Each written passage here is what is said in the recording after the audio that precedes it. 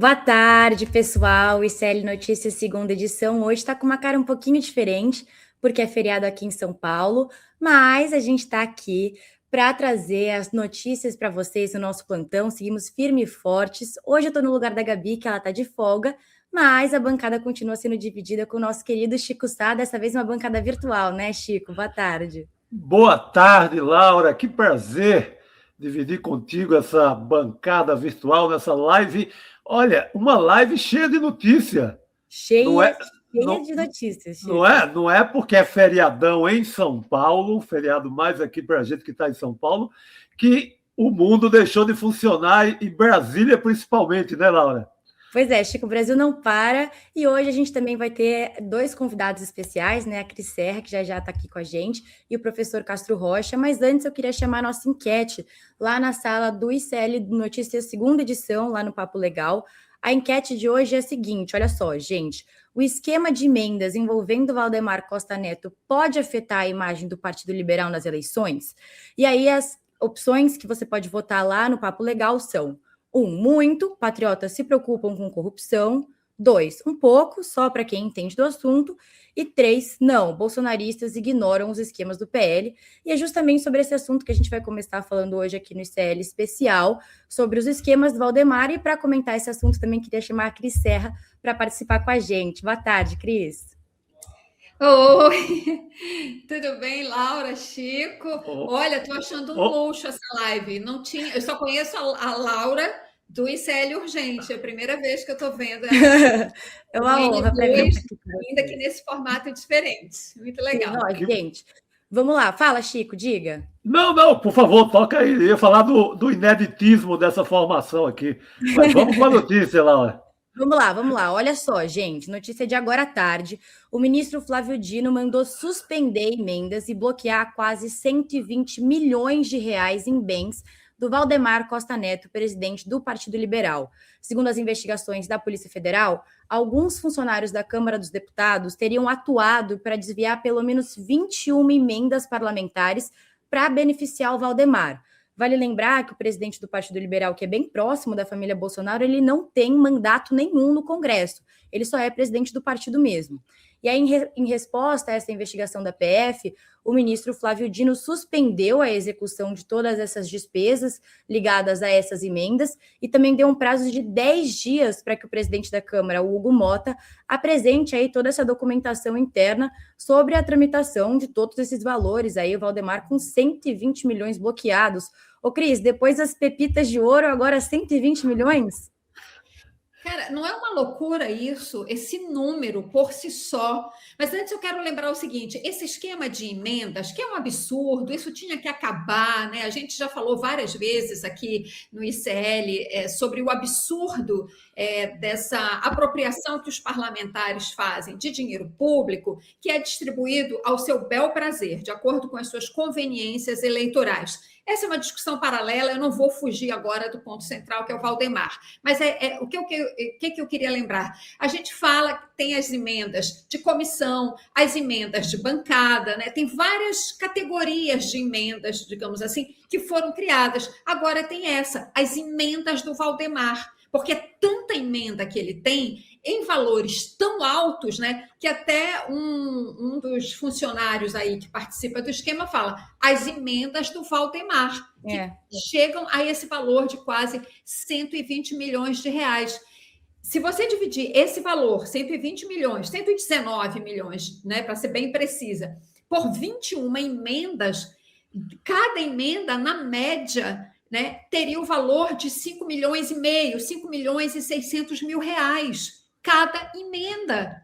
Olha a quantidade de dinheiro que o Valdemar está dispondo sem ser parlamentar, né? Ao contrário, ser de um partido, ser o presidente do principal partido que agrega a base bolsonarista no Congresso, né? Para onde estão indo essas emendas? Para onde está indo esse dinheiro todo, essa dinheirama toda? Isso é uma farra, né, gente, que a gente está falando. Isso aí está indo justamente para adubar, né, os redutos eleitorais do bolsonarismo, alguns, certamente, algumas bases muito específicas do Valdemar, claro, né, ele está usando esse dinheiro para beneficiar seus redutos, quem sabe até para ele mesmo, em caráter pessoal, mas isso só a investigação pode provar, além de adubar os redutos bolsonaristas no ano eleitoral. Olha que beleza, né?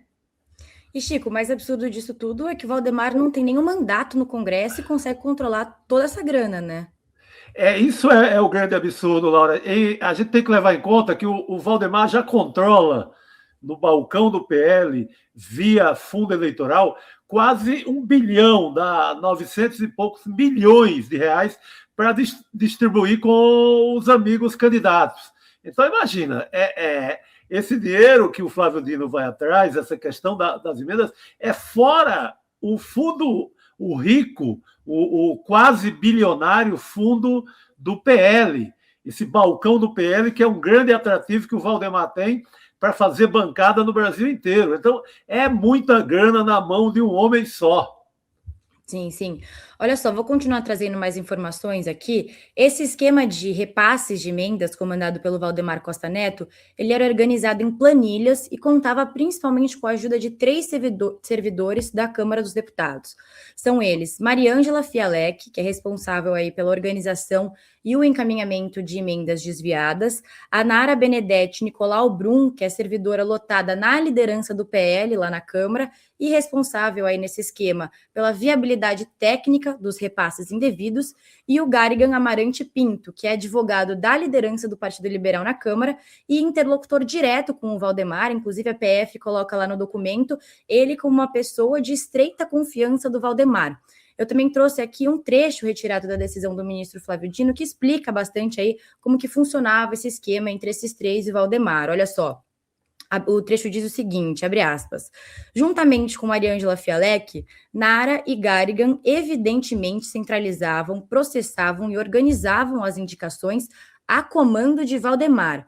O papel dos suspeitos é contabilizar e planilhar as indicações do presidente do Partido Liberal, distribuindo os interesses conforme as cotas de cada parlamentar, de comissões ou mesmo da mesa diretora da Câmara.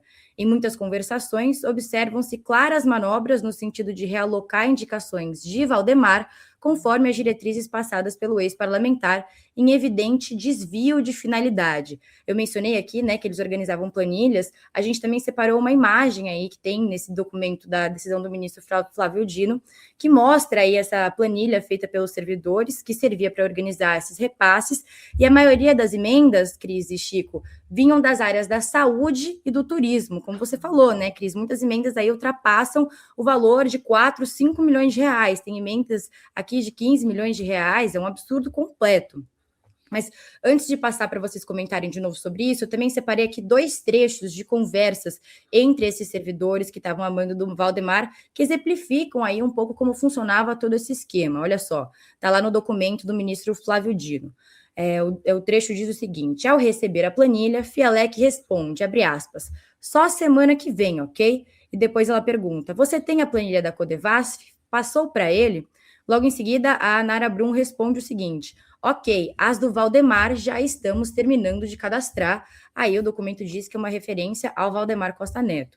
E aí no dia 25 de agosto de 2025, o Garigan, que é aquele advogado de estreita confiança do Valdemar, envia uma mensagem para Mariângela Fialec, dizendo o seguinte, marquei com o Valdemar amanhã às 10h30 da manhã. Acho que ele vai jogar no turismo os 24, pode ser? No dia seguinte, o Garigan e a Mariângela voltam a conversar sobre se fecharam ali o valor do presidente Valdemar, e aí a Mariângela responde, se puder trocar tudo, turismo, ótimo. E o Garigan responde, 24 milhões, tá bom. Olha só, Cris. A cara dura 24 milhões de reais jogados ali no turismo, desvio de emenda. E isso que você está mostrando, que você está lendo, o tipo de conversa e tal, quer dizer, é o Valdemar com um poder enorme sobre uma parcela de dinheiro absurda do esquema das emendas parlamentares, né? Novamente, 119 milhões no total. Quando você mostrou ali a planilha, a gente vê que a maior parte das emendas está indo para cidades do interior de São Paulo. Claro, a base do Valdemar, que é de São Paulo, mas também tem para outros estados, Rio de Janeiro, Pará, etc. Agora, tudo obedecendo à conveniência eleitoral do Valdemar e do PL. É isso que não pode, é isso que o Flávio Dino tem se batido o tempo inteiro.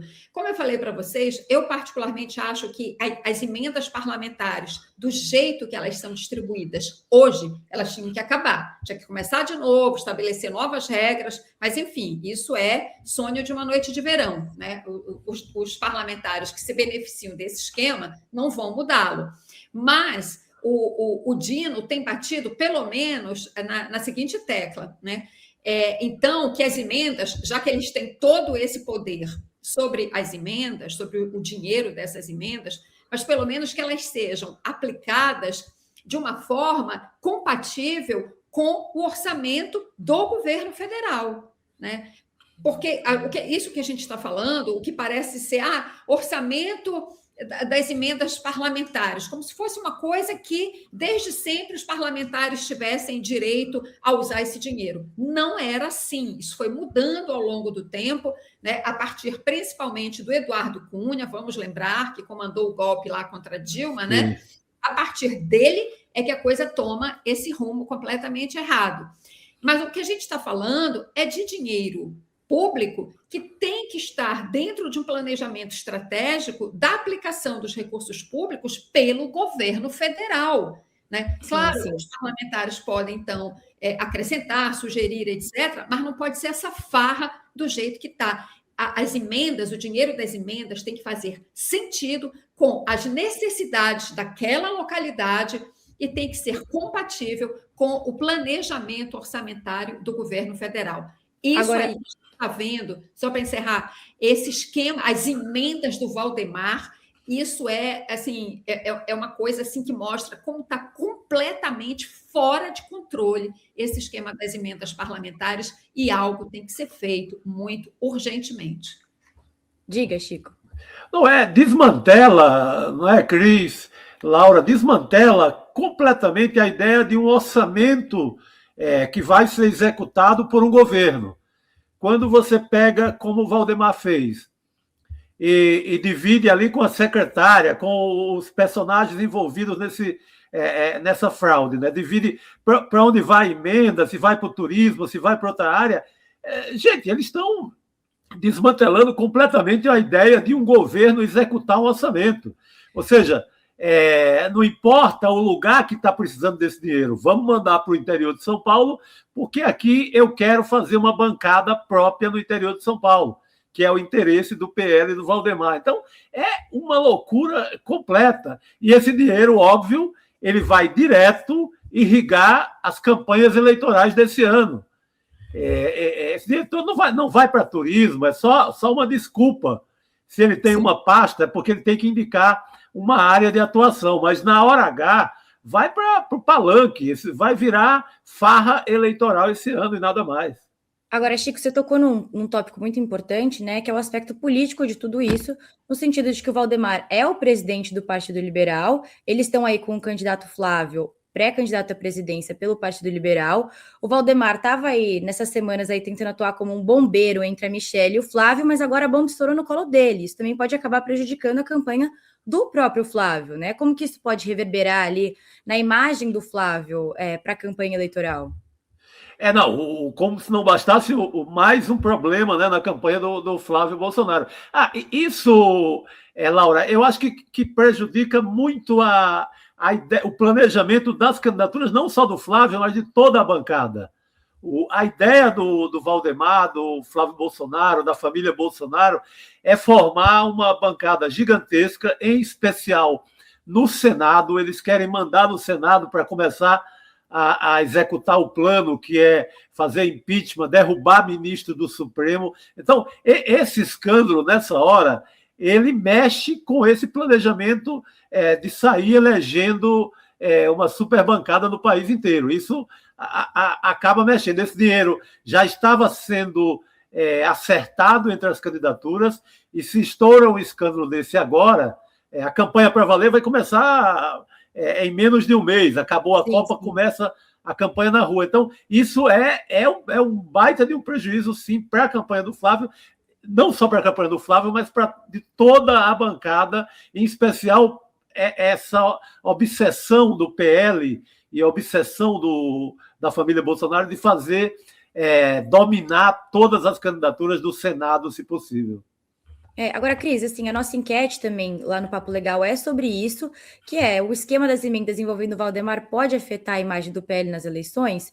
E a gente tem as perguntas aqui, muitos patriotas se preocupam com corrupção, um pouco só para quem entende do assunto, e não os bolsonaristas ignoram esses esquemas do PL. O que você acha, Cris? Você acha que os bolsonaristas eles vão ignorar isso mais uma vez? Ou isso vai acabar afetando um pouco a imagem ali do Flávio, porque é um esquema de corrupção bem grande ali na Câmara dos Deputados? Laura, eu tenho minhas dúvidas se esse escândalo afeta o eleitor bolsonarista. E boa parte dos eleitores, na verdade, não só os eleitores bolsonaristas. Acho que o prejuízo maior é isso que o Chico falou, porque na medida em que esse dinheiro agora, porque parte do dinheiro não tinha sido ainda liberado. Então, se você fecha a torneira, tem esse impacto nas campanhas. Isso é uma coisa. Agora, impacto na opinião pública, né, na intenção de voto, eu já acho que aí a gente tem uma coisa assim mais difusa, sabe? Porque uma coisa é um escândalo como a conversa do Flávio Bolsonaro com o Daniel Vorcaro, né, pedindo dinheiro, pedindo uma fortuna de 61 milhões. Depois ele dá, desculpa lá que ele quer, se é para filme, não interessa. Mas uma conversa com um cara, né, Daniel Vorcaro, que é o bandido número 1 do país neste momento, isso é um escândalo e isso afeta. Tanto é que a campanha dele, de fato, foi afetada, né? As intenções de voto nele caíram. Já um escândalo com emendas, até porque escândalo com emenda acontece há tanto tempo, de tantas formas, já pegou tanta gente, entra escândalo, sai escândalo, e até porque também é mais difícil de explicar, e as pessoas também pensam, tá, mas o dinheiro fez uma obra que a comunidade lá estava precisando e tal. Eu tenho dúvidas, sabe, da reverberação que isso possa trazer em intenções de voto. É uma coisa para a gente observar, evidentemente, as próximas pesquisas devem mostrar isso. Sim. Chico, quer comentar mais alguma coisa antes da gente passar para o próximo tema? Não, só reforçar isso mesmo, que eu acho que o prejuízo acaba levando um certo caos ao planejamento do balcão do Valdemar, né, do PL, que eles querem, no mínimo, repetir a bancada que tem, que é em torno de 100 parlamentares só na Câmara. Então, se estoura um escândalo desse, ele vai dificultar a distribuição da grana, porque essa é uma grana. Tem o dinheiro do fundo eleitoral, do super cofre do Valdemar, que chega a 900 milhões, e esse dinheiro das emendas. Então, acaba afetando. O Valdemar, a essa altura, já tinha um planejamento para quem ia cada pacote de grana desse valor todo, tanto das emendas como do fundo eleitoral. Então, estoura um escândalo desse em plena campanha, eu acho que desmantela a distribuição do dinheiro, Laura. E, Laura e Chico, só acrescentando nessa linha de raciocínio do Chico, o PL e o Valdemar, claro, querem manter e até aumentar a bancada, porque é isso que dá ao Valdemar todo esse dinheiro do fundo eleitoral. Por quê? Porque o PL tem a maior bancada na Câmara. Perfeito. Sim, gente, diga, Chico. Não, perfeito, só concordando. Vamos embora. Vamos passar para o próximo assunto, que é o seguinte, hoje também, como o Chico falou no começo do programa, tem bastante notícia quente. A gente vai repercutir agora a operação contra o publicitário e ex-sócio do jornalista Léo Dias, o Thiago Miranda, que ele é ligado ao Daniel Vorcaro, e várias vezes a gente já comentou isso aqui no ICL, mas o que aconteceu hoje foi que a Polícia Federal afirma que uma organização criminosa atribuída ao dono do Master pagava influenciadores digitais para atacar o Banco Central nas redes sociais. Essas ofertas aí para os influenciadores fazerem esses vídeos, criticando o Banco Central pela liquidação do Banco Master, chegavam a 2 milhões de reais, Cris e Chico. E o Thiago Miranda ele é apontado pela PF como o principal articulador aí desse esquema de ataques ao Banco Central. Essa informação consta na decisão do ministro André Mendonça, do Supremo Tribunal Federal, que é o relator do caso, e ele ordenou aí a deflagração de mais uma fase da Operação Compliance Zero, que está investigando todo esse escândalo do Banco Master.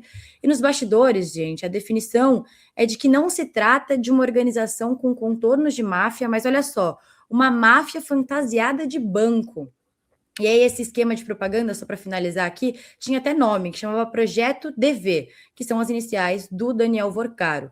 Segundo a PF, o grupo procurava influenciadores e jornalistas com propostas de contrato, e o objetivo era isso que eu falei aí, publicar conteúdos favoráveis ao Banco Master e questionar a liquidação pelo Banco Central. Só que tem um agravante em toda essa questão, porque antes de saber sobre o que se tratava, o contratado, então o influenciador ou o jornalista, ele precisava assinar um acordo de confidencialidade, e a multa por quebra desse acordo chegava a R$800 mil, gente.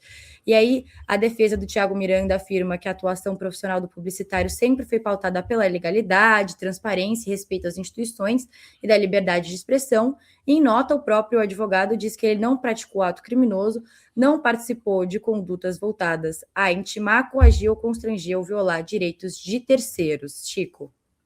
Olha, completo, né? R$2 milhões para atacar nas redes sociais. Eles estão fazendo uma milícia digital quase, né? Completo, a expressão é essa, a definição é essa, a milícia digital. Agora, o mais maluco é que tem esses contratos, é um contrato de máfia, mas que tem uns itens de garantia, né? Se a máfia não cumpre, não recebe o dinheiro inteiro. Então, os caras fazem um contrato mafioso, mas com exigências, e deixa isso tudo documentado.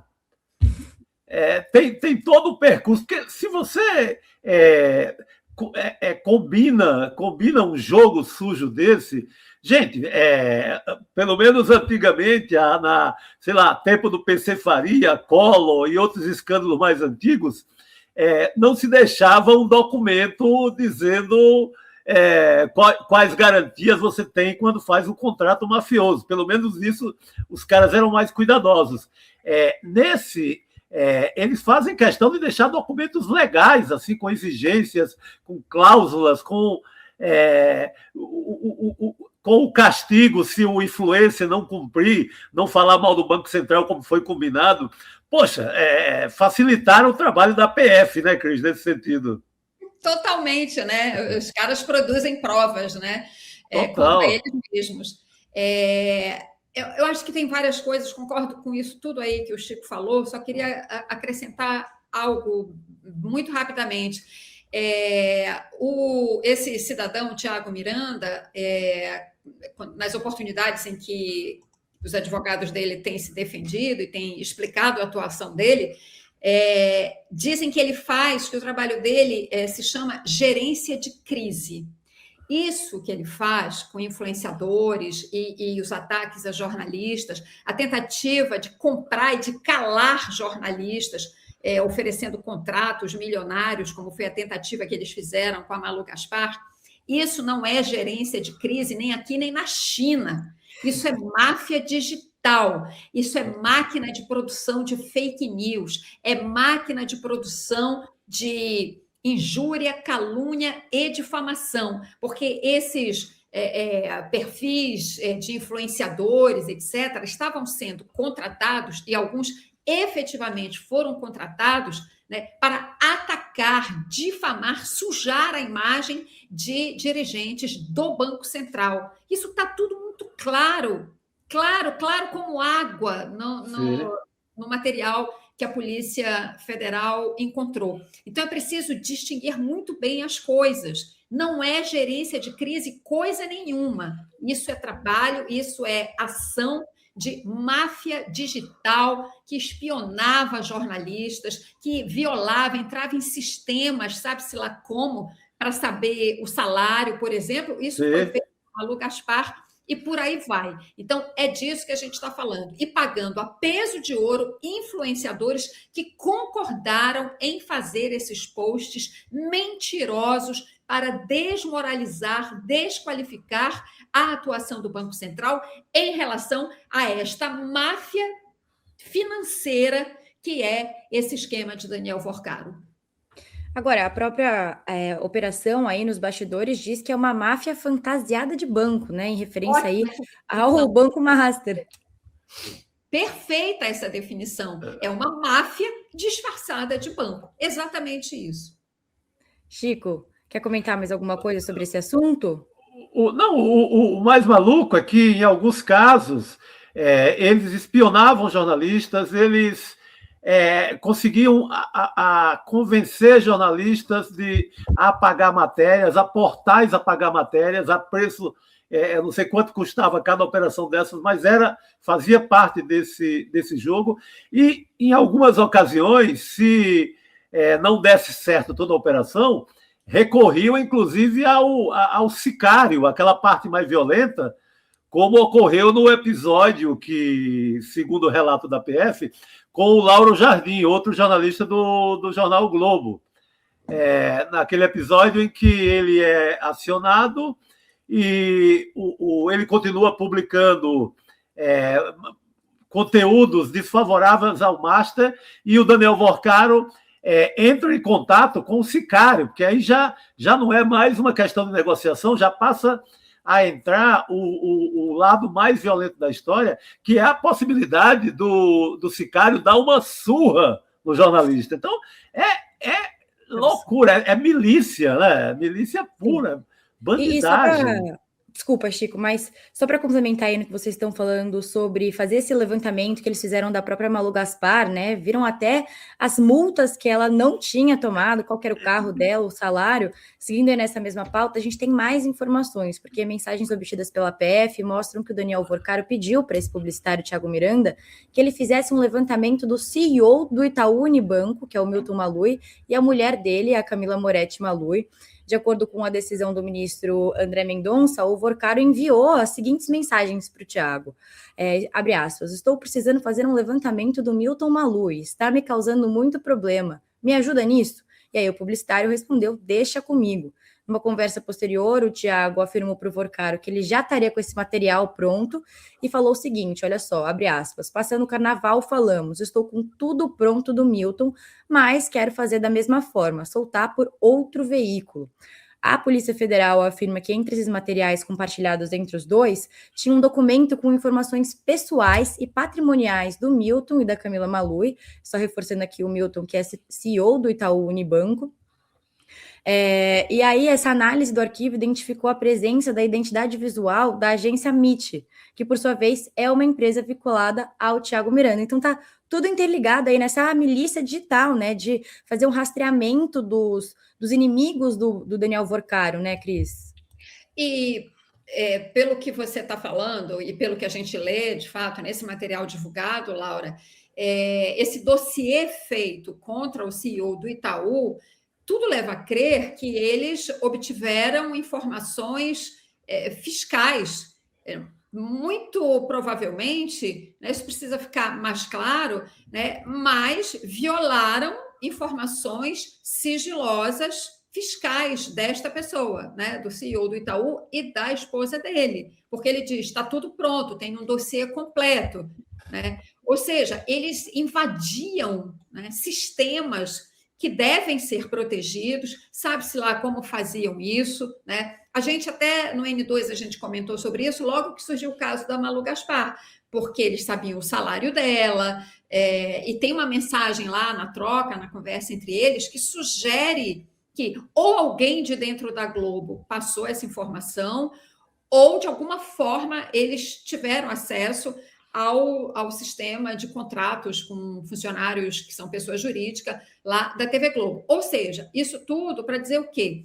Ou eles têm informantes dentro das empresas e de instituições, ou eles hackeiam, né? Seja como for, são instrumentos, são ações criminosas o tempo todo. Quando se fala de Daniel Vorcaro, né, da sua rede mafiosa, dos vários setores em que essa rede era dividida, organizada, e agora essa atuação que a gente está conhecendo melhor, né, essa atuação do ponto de vista da comunicação, tudo isso nós estamos falando de crime. É importante ressaltar isso, porque aqui e ali a gente lê matérias na grande imprensa, né, falando de uma forma muito suave sobre o que é isso que esse Thiago Miranda faz, né? Um publicitário, não sei o quê, sócio de não sei quem e tal. E nós estamos agora falando de alguém que está sendo investigado, né, com fortíssimos indícios de prática de crimes. Então, a gente precisa sempre assinalar muito bem do que a gente está falando. Chico. É isso. Cris, quando eles entram, sei lá, no sistema da Globo, podia ser algum funcionário escalado ou comprado por eles lá dentro da Globo para dar o salário, eles fazem até gozação, dizem, leva uma vidinha de merda, leva uma vidinha de jornalista da esquerda, jornalista esquerdista. Então, eles fazem toda aquela sacanagem, né, contra a intimidade de uma jornalista.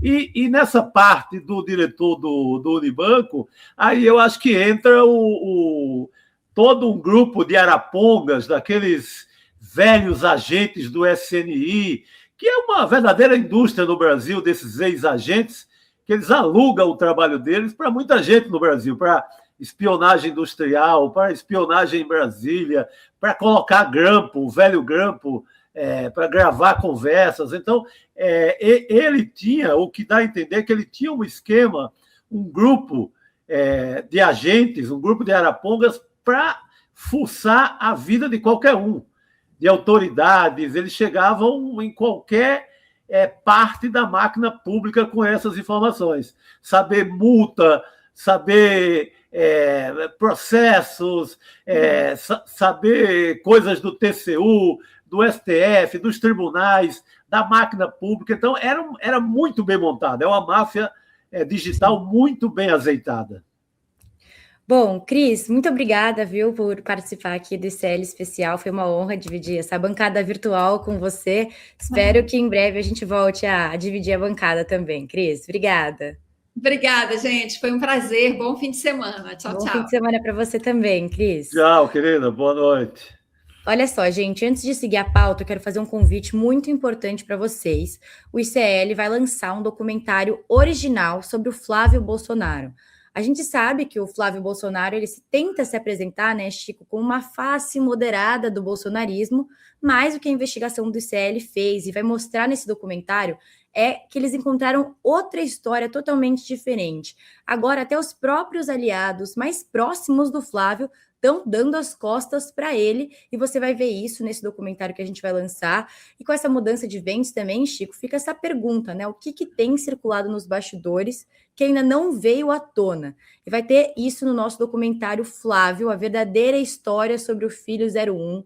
A gente vai lançar esse documentário aí dia 23 de julho, uma quinta-feira, então já anota na sua agenda, dia 23 de julho, às 8 horas da noite, estreia ao vivo e gratuita aqui nos canais do ICL, com mediação do Eduardo Moreira. E olha só que interessante esse documentário sobre o Flávio Bolsonaro. Gente, tem apurações da Juliana Dalpiva, do Igor Melo e outros jornalistas do ICL, mas a gente também ouviu fontes que viviam intimamente com o Flávio, que romperam com o bolsonarismo e que vão contar bastidores aí dessa vida caótica que o Flávio leva e essa família Bolsonaro leva, como a gente está vendo aí no caso da Michelle, né, Chico? Então, olha só, gente, se inscreve para garantir seu ingresso.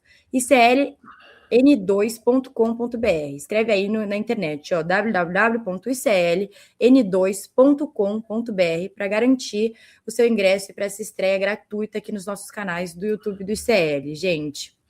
Bom, só reforçar, esse documentário é imperdível até para quem sabe que o Flávio Bolsonaro é meio pilantra há muito tempo na política, mas que esqueceu. É tanta notícia, é tanto escândalo atrás do outro no bolsonarismo que muita gente acaba esquecendo ou misturando ali na cabeça as informações. Esse documentário, ele relembra e traz fatos novos, documentos novos sobre o candidato da oposição nas eleições desse ano. É só isso, Laurinha? Exatamente. Muito importante a gente ver esse documentário, esse trabalho do ICL, principalmente agora, né, que as eleições estão batendo na porta, agosto já começa aí a campanha eleitoral, então muito importante a gente saber sobre os bastidores da verdadeira história aí do filho do Jair Bolsonaro. Chico, bom, gente, agora eu quero chamar o nosso professor Castro Rocha para participar aqui do ICL especial N2. Boa noite, professor. Boa noite, Laura. Boa noite, Chico. Boa noite, querido. Uma honra ter você aqui. Olha só, a gente vai continuar falando sobre o Flávio. A gente convidou todos os nossos espectadores para se inscreverem para assistir o documentário sobre o Flávio, que o CL fez. E temos notícias sobre ele, Flávio Bolsonaro, que não cansa de estampar as manchetes dos jornais, sempre com uma atrapalhada atrás da outra, né, gente? O que aconteceu hoje foi o seguinte: o Flávio Bolsonaro e a campanha dele, olha só, já tem uma estratégia definida caso um vídeo privado dele em festas do Daniel Vorcaro seja divulgado durante a campanha eleitoral. Essa apuração é da Bela Megali, do Globo. Aí, nos bastidores da pré-campanha, a leitura otimista é de que esse episódio pode beneficiar o Flávio. Por quê? Essa divulgação do material privado pode acabar sendo vista pelos eleitores mais ferrenhos aí do bolsonarismo como um ataque baixo aí da oposição do Flávio Bolsonaro. E para a campanha, né, esse episódio teria potencial para vitimizar o candidato Flávio. Inclusive, em conversa com aliados, o Flávio e a mulher dele, Fernanda, têm adiantado que ela vai ser a principal defensora do Flávio publicamente, caso algum material desse sentido aí, dele nas festas do Daniel Vorcaro, venham à tona. Inclusive, a Fernanda tem dito a interlocutores que ela está preparada para enfrentar esses ataques que ela e a família dela podem sofrer, e ela confidenciou para algumas pessoas próximas que ela teve uma crise no casamento, mas que isso foi 4 anos atrás, e agora o marido dela, Flávio, mudou, entrou para a igreja, essa mesma história de sempre, né? Que agora está mais forte do que nunca. Então, quando é fazer esses discursos e gravações aí nessa linha de defender a família, de que o Flávio agora é um outro homem e tal, com a Fernanda encabeçando tudo isso. Mas resta uma pergunta aqui, né, professor? Se o Flávio Bolsonaro, que garante que nunca frequentou qualquer evento privado, que não é amigo do Daniel Vorcaro, assim, se ele nunca frequentou essas festas, por qual motivo a campanha dele montou toda essa estratégia prévia em caso de algum vazamento? Vamos lá, Laura. Só dizer uma coisa, só para você saber, Laura, eu estou escutando você perfeitamente, mas eu não estou escutando o Chico. Eu estou tentando... Opa, e agora, professor? Está dizendo. Mas vamos lá. Laura, ainda não? O Flávio Bolsonaro cada vez mais se revela como não um candidato, ele é um simulacro. Na verdade, a campanha do Flávio Bolsonaro foi antecipada em 1956, e façamos aqui uma homenagem ao Guimarães Rosa, porque este ano nós celebramos 70 anos da publicação de Grande Sertão Veredas. Toda a campanha do Flávio Bolsonaro, a figura do Flávio Bolsonaro, pode ser definida com a primeira palavra dita por Riobaldo na novela. Você recorda, no romance. Você recorda, não é, Laura? Ele fala... Eu sou noveleira, eu sei. No nada.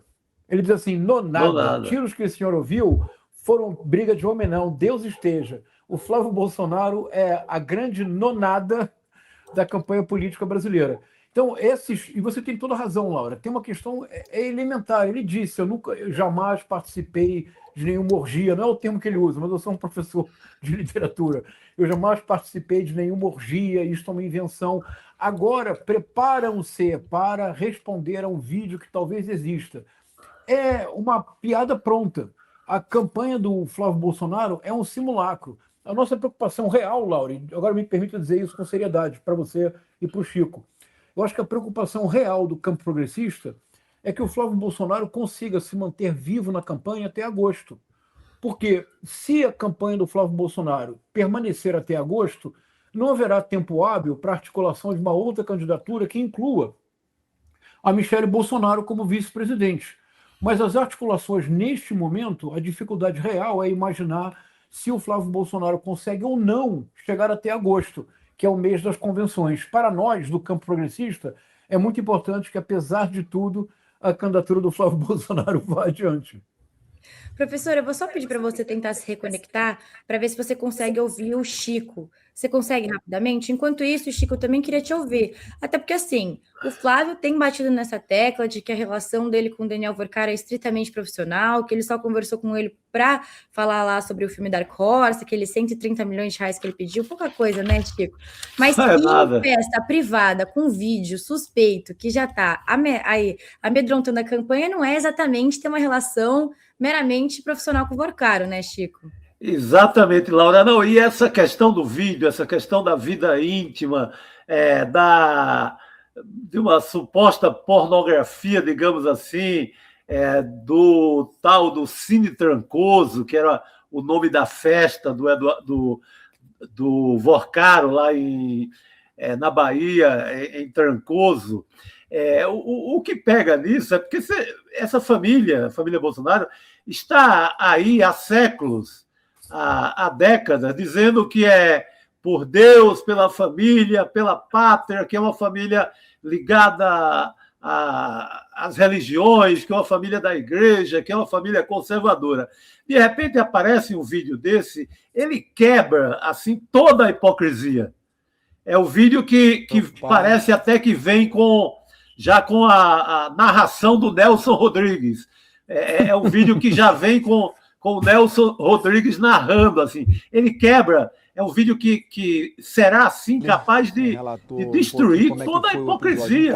Uma hipocrisia construída, né, há muito tempo pela família Bolsonaro. O vídeo está com áudio. Se puderem tirar o áudio, por favor.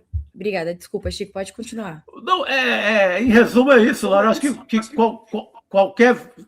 qualquer vídeo com esse teor em relação à família Bolsonaro quebra toda a hipocrisia. Eles passaram a vida inteira dizendo que são por Deus, pela família, que vivem na igreja, que são conservadores. Então, esse vídeo ele é fatal por conta dessa história, por conta dessa pregação permanente do bolsonarismo de que é de Deus, que é da igreja e que é uma família inabalável, que é uma família religiosa. Por isso que esse vídeo realmente é motivo de muita preocupação.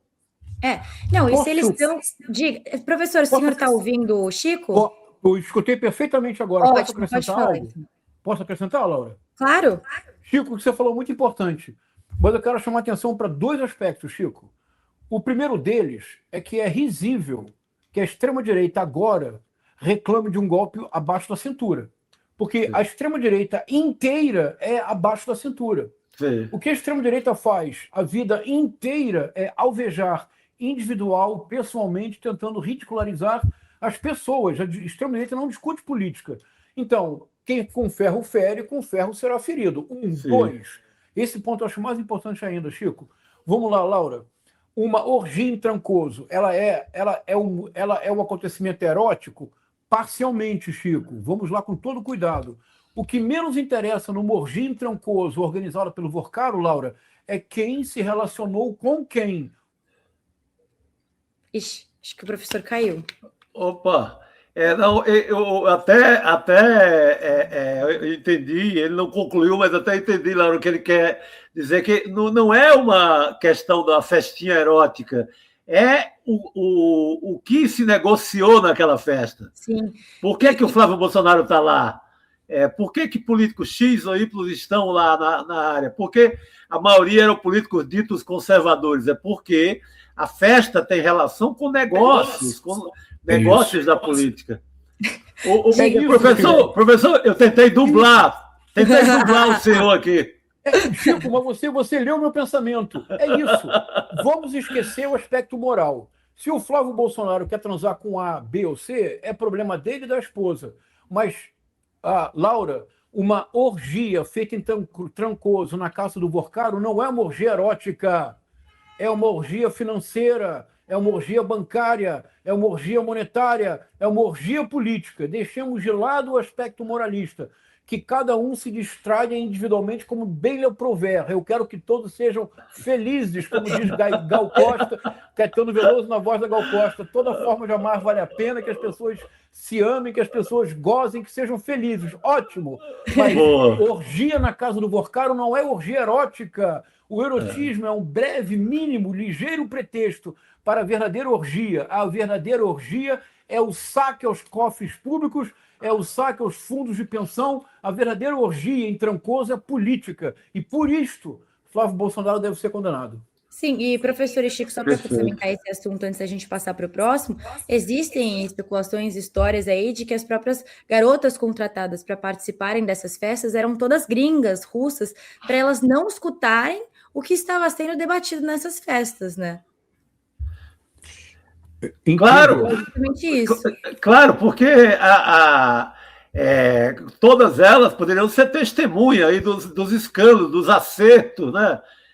O que estava acertando ali? Quem ia favorecer o Banco Master, quem ia levar emendas do Fundo Garantidor e outras coisas dessa área. era mais totalmente uma relação com os negócios da política e com os negócios financeiros do que qualquer ideia de Eros. Está mais para a morte, para Thanatos do que para Eros, né, professor? É isso, tá muito mais para conta bancária do que para investimento erótico. O investimento verdadeiro é na poupança dos aposentados. Agora, olha só, pessoal, seguindo aí nessa um pouco temática quase de lambanças do Flávio Bolsonaro, da campanha do Flávio Bolsonaro, vamos falar um pouco sobre a Michelle Bolsonaro, outra personagem importante aí nessa história, mas mudando um pouco sobre a questão dessas festas, mas ainda falando sobre a briga deles, porque o que aconteceu foi que a equipe da Michelle Bolsonaro criou um Instagram, e o perfil aí, criou no Instagram um perfil de um movimento batizado de imparáveis.mb, né? Michelle Bolsonaro, aí as iniciais. Esse Instagram foi criado dias depois da primeira-dama deixar o comando do PL Mulher, e aí nessa quinta-feira, né, no caso ontem, a conta oficial do PL Mulher publicou um comunicado, e na mensagem o perfil informou que vai passar a ser administrado por uma nova equipe, mas afirma que a Michelle não vai parar. E aí as primeiras publicações aí dessa conta imparáveis.mb mostram a atriz Gal Gadot no papel da Mulher Maravilha, e as mensagens no perfil também falam em nunca abaixe a guarda e uma batalha nunca será justa. Além disso, em outra postagem aí da Mulher Maravilha combatendo um batalhão classificado de Os Mentirosos, que usam metralhadoras de mentiras. Será que isso foi uma nova indireta, professor? Com certeza. Com absoluta certeza. Mas vai backfire. Vai ter uma reação. Eu acho que o efeito não será bom. Porque quando eu vi as imagens, eu achei que não eram nem verdadeiras, Laura. Eu fui no eu também, perfil para verificar. Mas sabe por que eu achei que não eram verdadeiras, Laura? Porque há uma inevitável sensualização da imagem da Michelle. O tipo de... Como é que chama esse que ela está usando? Tem um nome feminino para isso? Corselete, corpete, como chama, Laura? Corset. Esse corset, há uma certa sensualização involuntária da figura da Michelle. E essa associação dela com uma super heroína não é necessariamente algo inteligente no meio evangélico. Esse é o ponto fundamental. Veja, eu tenho insistido com vocês aqui há praticamente um ano, Laura e Chico é testemunha. Eu digo assim, a Michelle Bolsonaro, se arriscar a uma campanha majoritária real, presidência ou vice-presidência, ela não resiste a 3 meses de jornalismo investigativo. Por quê? Porque uma imagem como essa, ela não é tão distante assim dos primórdios da Michelle. Com toda a calma do mundo, o UOL lançou ontem um podcast chamado Michelle. Foi ao ar o primeiro, chamado As Origens. Quando você vê as origens da Michelle, é isto que você está vendo, Laura. Isto é, era uma moça jovem, de uma família disfuncional e problemática, que começou a trabalhar numa vinícola e que chamou a atenção de um piloto da FAB muito mais idoso, pela beleza. Ele decidiu que ela não deveria continuar trabalhando naquele local, carregando caixas, e conseguiu para ela um emprego na Câmara dos Deputados. Com ele estabeleceu uma relação, em breve teve uma filha que durante 18 anos ficou desaparecida. Aparece no meio do podcast, no primeiro, Laura, aparece o Sóstenes Cavalcante. Chico, Sóstenes Cavalcante. Eu vi isso. Declaração do Sóstenes Cavalcante. O capitão não sabia beijar. Quem ensinou o Bolsonaro a beijar foi a Michelle. Aí eu comecei a ficar escandalizado, porque o subtexto é evidente, não é? Como eu sou um homem delicado, eu não direi qual é o subtexto. Mas o subtexto é claro. A Michelle Bolsonaro não resiste a um mês de jornalismo investigativo, porque vão começar a voltar a esse momento. Então, eu acho que a Michelle, assim como no Ceará, quando ela desautorizou publicamente o acordo avalizado por Bolsonaro, eu fui o primeiro a dizer aqui, Chico, eu disse para vocês, ela deu um passo maior do que as pernas, ela vai cair. Dito e feito. Sim. Isso que ela está fazendo agora me parece, Laura, que é problemático para o principal eleitorado dela. O eleitorado que realmente sustenta Michelle Bolsonaro não são os indecisos, não são os conservadores, não é a direita. Porque a Michelle Bolsonaro não tem um projeto sequer sobre rigorosamente nada. Ela consegue ser mais nonada do que o Flávio Bolsonaro, o que é uma proeza. O que realmente sustenta a Michelle Bolsonaro com ambição política é o eleitorado evangélico. esse tipo de iniciativa eu não sei como é que vai repercutir junto ao eleitorado evangélico. Agora, professor, a gente tem só mais uns minutinhos, então eu vou Claro. pedir para você já comentar aqui o poema que você trouxe para a gente, né? O poema Quadrilha de Carlos Drummond de Andrade, que tem tudo a ver com o que você está falando, né, professor? Sim, Então, a gente tem poucos minutinhos aqui, então vamos lá. Você pode ler, Laura. Ah, você quer que eu leia? Tá bom, olha claro, só. por favor. Quadrilha. A Gabi sempre lê super bem. Vamos lá, Laura. João amava Teresa, que amava Raimundo, que amava Maria, que amava Joaquim, que amava Lili, que não amava ninguém. João foi para os Estados Unidos, Teresa para o convento, Raimundo morreu de desastre, Maria ficou para a titia, Joaquim suicidou-se e Lili casou com J. Pinto Fernandes, que não tinha entrado na história. Então vamos lá. Primeiro porque o título é irresistível, que é a quadrilha. No interior dessa quadrilha, que é a quadrilha da festa junina, em que sempre há pares que dançam alternadamente. Sim. Então, poeticamente, é uma quadrilha. E é um tema central na poesia do Drummond. Isso no primeiro livro de poesias do Drummond, é Alguma Poesia, de 1930, onde há o célebre Tinha uma Pedra no Meio do Caminho, que é de 1928, o poema.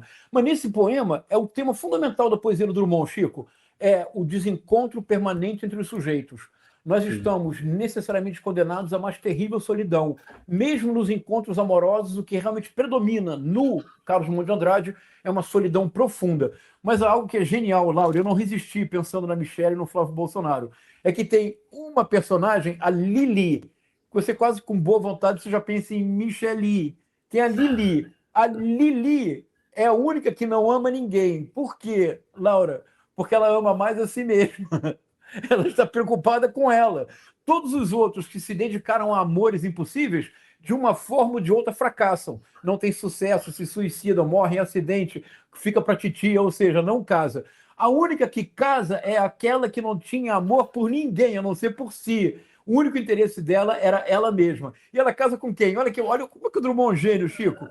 J. Pinto Fernandes. E J. Pinto Fernandes não é nem nome próprio, não parece uma indústria. É uma firma, né? Qualquer. Firma de contabilidade criativa, J. Pinto Fernandes. Fornece trabalhos para lojas americanas e para Banco Master.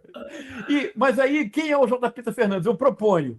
E se eu disser para você, Laura, que eu vou dizer um nome e você me dirá se esse nome é um nome próprio ou se parece uma firma. Valdemar Costa Neto. Total. E nós poderíamos dizer, Chico, Valdemar Costa Neto Limitada. Qual é a firma dele? É o partido do lacre, do like e do lucro. É fundamentalmente o partido do lucro. Com quem ficou a Lili? Com o J.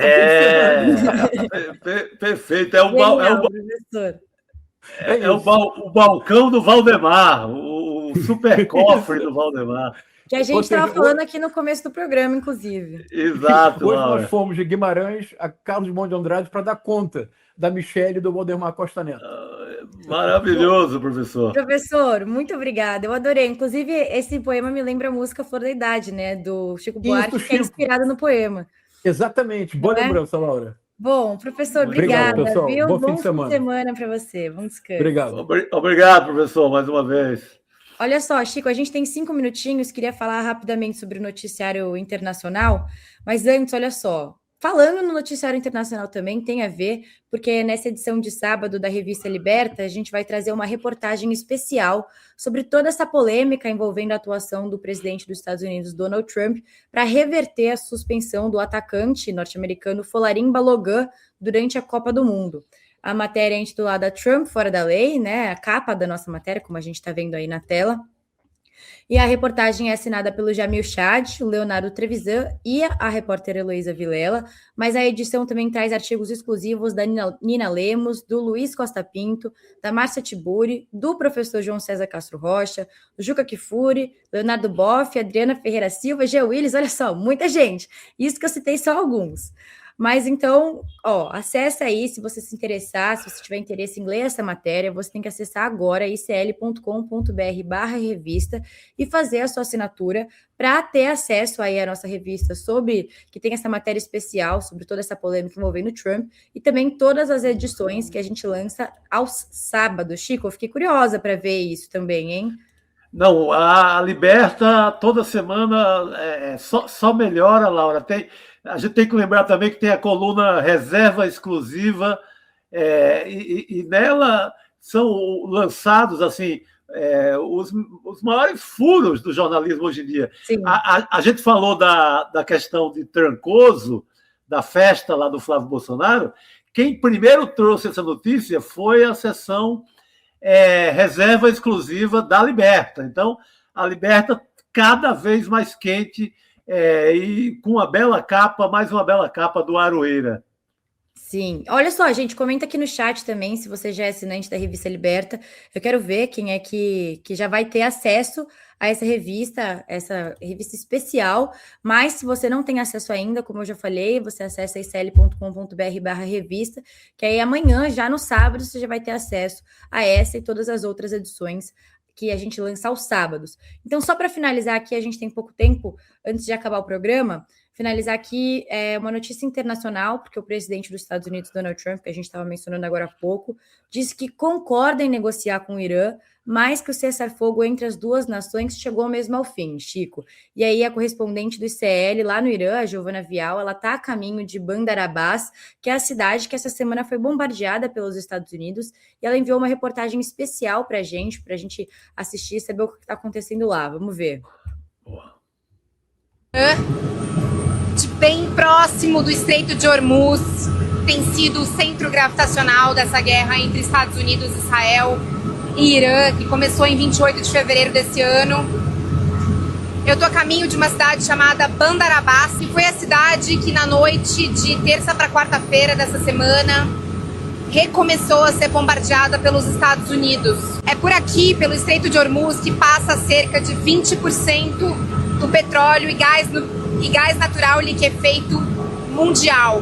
É esse estreito e as cidades próximas a ele que tem se tornado o alvo principal dos Estados Unidos nessa guerra, ainda que haja, teoricamente, um cessar-fogo vigente.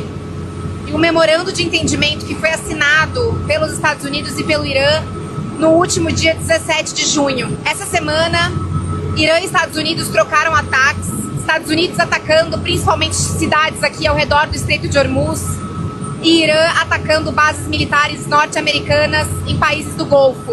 Hoje, sexta-feira, as coisas estão mais calmas por aqui e os países, teoricamente, voltaram a se falar de forma diplomática. Eu vou atualizando vocês diretamente aqui do Estreito de Hormuz. E aí, Chico, olha só, o Trump, ele fala, depois ele desfala o que ele mesmo falou, faz aquele bando de promessas, aí depois ele vai lá e ataca de novo o Irã. Será que em algum momento a gente vai chegar em finalmente uma conclusão sobre tudo isso? Vão conseguir chegar em um... Olha, Laura, definitivo? Tá difícil, né? Essa novela se estende. Eu acho que o Trump está se enrolando bastante com o seu eleitorado. O próprio movimento em torno do Trump, os republicanos mais ali da intimidade trumpista já estão também de saco cheio em relação a essa forma com que o Trump conduz a guerra. A sociedade dos Estados Unidos paga um preço alto. Cada vez que quebra o cessar-fogo, ela sente o preço dos combustíveis, e não só dos combustíveis, porque vai ter reflexo na inflação no geral. Temos eleição de meio de mandato. Essa guerra, se continuar dessa forma, vai comprometer as eleições para o Trump. Então, eu acho que ele se enrolou nessa guerra, não sabe mais como terminá-la, Laura. Eu também acho, Chico, porque ele diz uma coisa, depois ele se arrepende, ele nem se arrepende, na verdade, porque ele só, do nada, muda o discurso, né, Chico? Exatamente, ele não era mais a Venezuela, o outro lado. Ele estava lidando com os iranianos, que têm mostrado uma habilidade sem tamanho, uma resiliência para segurar a guerra, mesmo em momentos difíceis. Assim, o poder iraniano tem segurado a onda, tem atacado bases americanas no Oriente. Então, o Trump vai sentir isso nas urnas. Não vai ter como ele sair da eleição de meio do mandato sem esse baita prejuízo da guerra. Sim, sim, Chico. Olha só, infelizmente o nosso horário aqui no programa chegou ao fim, mas antes eu quero agradecer a nossa audiência aqui representadas pela Maria Ângela Gomes, o Antônio Alves, a Celeste Viana, a Janete Ribeiro e a Cátia Azevedo. E a gente também tem o resultado da nossa enquete que a gente colocou no começo do programa. A nossa pergunta foi sobre toda essa notícia aí do esquema do Valdemar Costa Neto, né? A pergunta foi se o esquema de emendas envolvendo o Valdemar Costa Neto pode afetar a imagem do Partido Liberal nas eleições, e a gente está vendo o resultado aí na tela, 77% das pessoas que votaram aí não acreditam, né, que esse esquema envolvendo as emendas do Valdemar vai afetar alguma questão ali do Partido Liberal nas eleições. Olha só, 77% votaram não, os bolsonaristas ignoram os esquemas do PL, 17% votaram em um pouco, só para quem entende do assunto, e só 6% das pessoas votaram ali em muito. Patriotas se preocupam com a corrupção. Chico? A decisão, a enquete decidiu do lado mais sensato, né? Porque realmente o PL, o Valdemar, Flávio Bolsonaro, eles estão tão enlameados, estão tão na lama e no caos, que não faz mais diferença alguma, principalmente para o eleitor mais do bolsonarismo raiz. Então, a enquete foi na linha certíssima da história, Laura. Sim, e bastante do que a gente comentou aqui, né, Chico? Exato. Bom, obrigada, Chico. Foi ótimo. Que bacana. É uma honra estar aqui com você, com a Cris, com o professor Castro Rocha. Espero ter mais oportunidades, que a gente volte. Prazer todo meu. Muito bom. Obrigado a todos e a todas. Obrigada, gente. Até segunda-feira. Bom fim de semana. Tchau, tchau. Tudo que você sabe sobre Flávio Bolsonaro é a imagem que construíram sobre ele. Dos escandalosos esquemas de rachadinha na Assembleia do Rio, até toda uma operação para colocá-lo como herdeiro do clã Bolsonaro. Uma investigação do ICL vai mostrar o que até hoje ficou guardado a 7 chaves pelo bolsonarismo, com documentos inéditos. Marque já na sua agenda o dia 23 de julho, uma quinta-feira, às 8 horas da noite. Se inscreva agora no link aqui embaixo gratuitamente.